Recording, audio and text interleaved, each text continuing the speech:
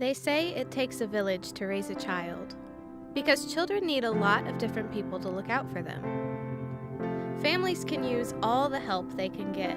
After all, no parent is perfect. That's why McCoy leads the Early Intervention and Prevention Initiative.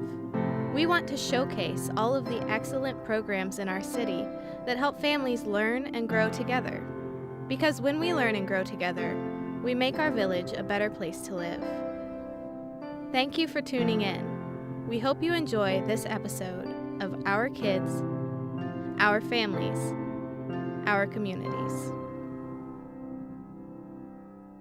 Hello, welcome to Our Kids, Our Families, Our Communities. My name is Latasha Hudson. I'm the Early Intervention Prevention Director for Marion County Commission on Youth, also known as McCoy. Today I'll be talking to guests about our Natural Caregiver program.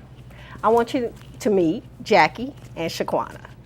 Jackie, can you tell us a little bit about yourself? My name is Jackie, and I was brought up in the Indianapolis, Indiana area. I went to school get my associate's degree in psychology, have my bachelor's in science and criminal justice, and I have my master's in psychology as well. Awesome. So you know about people. So Yeah. Welcome to the team. Shaquana. Hi, yes, my name is Shaquana Springfield. I am originally from New Jersey, but I relocated to Indianapolis back in 1999. I have an associate's degree in human services and in pursuit of my bachelor's in human services and criminal justice. Awesome. So, we just started the Natural Caregiver program 2 years ago. So we're in our second year pilot. And what the Natural Caregiver program is about meeting individuals where they are. So we reached out and found residents from the near West Side community who have lived or worked in the community to reach back out to families to help them with their needs. Sometimes when we're in crisis, families don't know where to turn. So the Natural Caregiver program was developed to meet those families where they are and to find the help that they needed. So when you saw the position advertised, tell me, what was it about the Natural Caregiver program that you said, you know what, I would definitely want to be involved with that? When I first seen the position, I was very interested in the position for the simple fact of giving back to the community, helping those families reach financial stability and working alongside of them and coaching them along the way. Awesome. With me, I would say basically just being able to be in the community, assisting families, restoring them back to a positive outlook, and also coaching them as well, and so that they can be self-sustainable.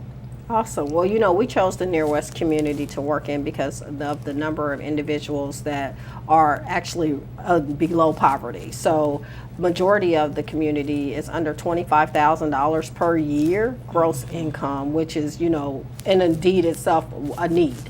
So unemployment, education, joblessness, and also daycare. Finding the right child care has been a concern for the community on the Near West Side. So hiring you and bringing you on board to help those families has been the goal of McCoy as well as Hawthorne Community Center. And so last year, we were actually granted an award from United Way of Central Indiana Social Innovation Fund as a part of the Social Innovation Fund. And so we received monies to support this program and also to increase the social capital in the area. So the social capital piece is just offering family support activities. So you've had a chance to be in our community since March. Yeah. And tell us a little bit about some of the families you met without sharing their names because we want to maintain their privacy. But tell us about some of the families that you've met.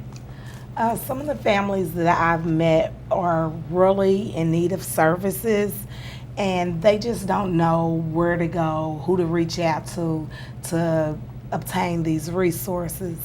Most of the families that I've met as well want to be financially stable. Mm-hmm.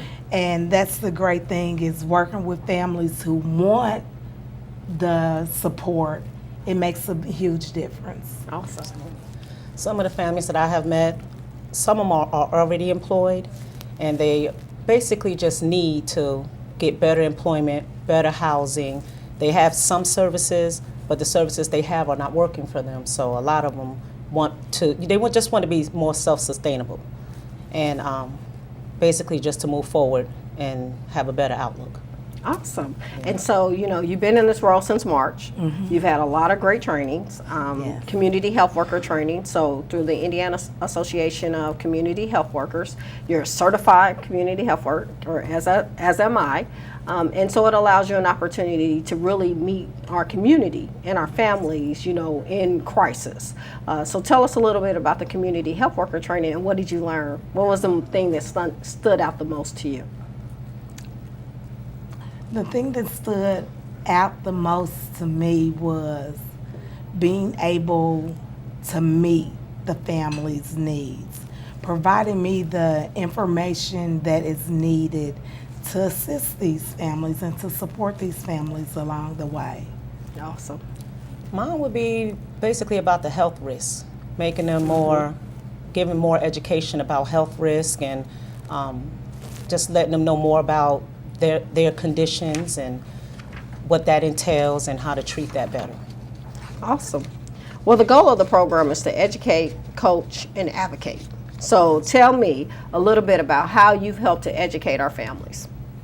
The way that I've addressed the family for as education is concerned is to give them the information about these resources that are out there and to just walk alongside of them through the process and to ensure that I'm fitting them with the right program. Yes, because the right foot is very important because we may find out about a family's needs, but there might be something else at the core of that. So we got to dig a little bit deeper That's to correct. find out what was the onset or the cause of that problem or crisis, because there probably was some other small symptoms of things that happened prior to them in this big crisis.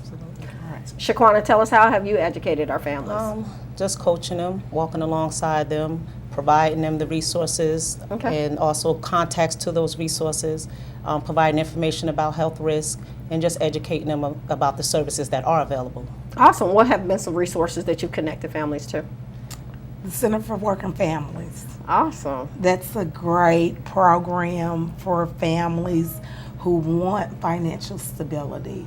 They teach you, they have financial coaches, they have employment coaches, education coaches. It's just so many opportunities at the Center for Working Families. Awesome. I'm currently working with someone with the Urban League, Great. and that will assist him with employment, also with bus passes. They have a really good program for people that are just released from prison, so it's helping him with that and just coaching them along the way. But the Urban League is a really good program. Awesome. So it sounds like you're collaborating with other community resources as well while you're helping with the families. That's correct. Great. So tell me, how have you helped advocate for these families? Sometimes in crisis, a family might come to you and they say, well, I've tried this, and I've tried that. And some of the referrals that you may want to make may refer them back to organizations in which they have, quote unquote, tried. So how have you advocated for those families? Going to community meetings is a good way that I've used to advocate because it gives me the ability to meet and network with other organizations and have a point of contact, so that point of contact I can reach out and find out if this family or this caregiver works, fits their program. Absolutely, yeah, because networking, and especially going to many of the community events Yes. that we have, you can create awareness about the Natural Caregiver program, but you can also identify other resources that might be useful to our families. How have you advocated, Shaquana? Advocating by assisting them with once they got the direct contact. Okay. Sometimes they may need assistance with putting in applications. Sometimes they may need assistance with the right verbiage and the words to say. Okay. So just walking alongside them and making sure they're able to achieve their goal. Wonderful, wonderful. Another training that you've actually participated in was emotional CPR, and in addition to emotional CPR, you also participated in a training on suicide prevention. Right. Tell me, what has those trainings done for you in regard to knowledge and education for you to help your families? It gave me the insight and the knowledge of what to look for, the questions to ask, resources on if I'm asking and looking for the right thing and I see it, to find a program for them. Awesome. It gave me information on how trauma actually affects the person and how they may exhibit it in different ways and different forms, but the underlying condition is what needs to be treated. Absolutely. And many of the families that we are helping may have faced trauma somewhere in their lifetime. Statistically, the number is really high. I can't think of what the percentage is for the number of individuals that face trauma by the age of 5. So, and they become adverse childhood experiences. And then sometimes, if not treated well, they spill over into adulthood, from your teenage years to adulthood. And some of the things that you might hear your families talk about is something that may have happened 20 or 30 years ago. Correct. And so how do you address those things when there's so much other stuff that's going on? So where do we handle the present problem, also dealing with the past, which is very important. So as you think about your role as a natural caregiver, I know a lot of times you actually frequent the Hallville Library as well, where you might meet your families to talk about, our program and our resources. McCoy has the Youth Activity Directory that has over 800 resources in it. And then we also utilize Indiana 211. So when you first meet your family, tell me, what is something that you try to ensure that you do to make sure they feel comfortable to tell you about what's going on? Because that might be a barrier as well. And a challenge is, I've told this problem to so many people. Now here I am telling it to you. What is something that you do to make them feel comfortable? Something that I do to make them feel comfortable is I be myself. Honest, open, and neighborly.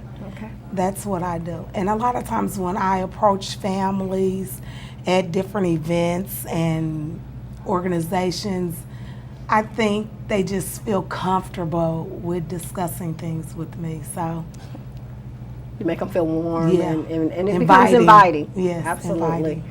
I listen to them, make sure that we're in a setting where their information is not going to be exposed, because we're out in the community a lot.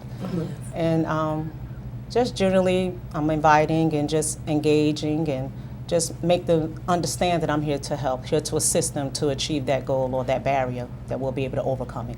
Awesome. That's wonderful. I know it could be a challenge sometimes for our families, when they're first meeting you and, by being warm and inviting and open with them and creating that comfortable and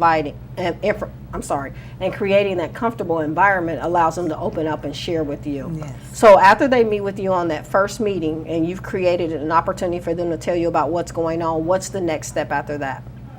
The next step for me is providing them with the resources or the leads toward the resources. And just giving them the information, again, helping them fill out applications. I don't fill them out, but just being right there next to them, alongside of them, and just supporting them along the way. That support goes a long way. Yes, it does. Yes. Basically the same thing, providing those resources, providing those leads. Sometimes they already have appointments set up. Some of them going to court, they're scared to go to court. Some of them have doctor's appointments.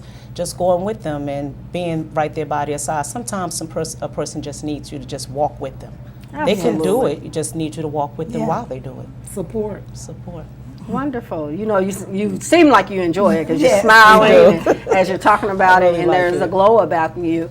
As you've worked with some of the families over the last couple of months, is there a family that stands out to you that has been your success story already? Or just think of a small baby step that they've made, that they've accomplished a lot. It was really big for them.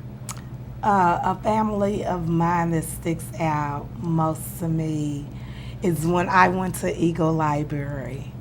I was walking up and I was just getting to know the families that was in the library. And two of the young ladies that I encountered, I actually have two families that stick out most to me. When I approached her, she looked up at me and she said, "You're from McCoy?" And I said, "Yes." She said, "I'm online right now registering." I said, "Look how fast God works." That's awesome. Yes, and then another lady that I encountered there, she was actually on a website, and I was telling her that we provide resources for new homeowners and different things like that. And she said, I'm on the INHP website right now. So those two families, just knowing that they were there seeking resources to become financially stable, and then I pop up on them and to just help them. And make it happen. At the right Yeah, I place love at it. the What right about you, Shaquana? Well, I was at the library, and it was a young lady that was sitting there, and she had her resume in her hand. She was looking very exasperated, a little frustrated. So I asked her, did she have any children in the household in between 0 to 5? And we were talking, and she said that she did. And I asked her about the resume, and did she need help with that? And it was really just some things that were scribbled down. Well, I told her, well, I have a template. I can help you with that. So I ended up helping her with the resume, and she got the job. Awesome. Well, you know Great. what? That's awesome, and I think that's a great way to conclude our show today. I want to thank you both for being here. Thank you I for want to thank our having us. audience for watching Our Kids, Our Families, Our Communities, and have a great day. Thank you. Thank you. That was awesome.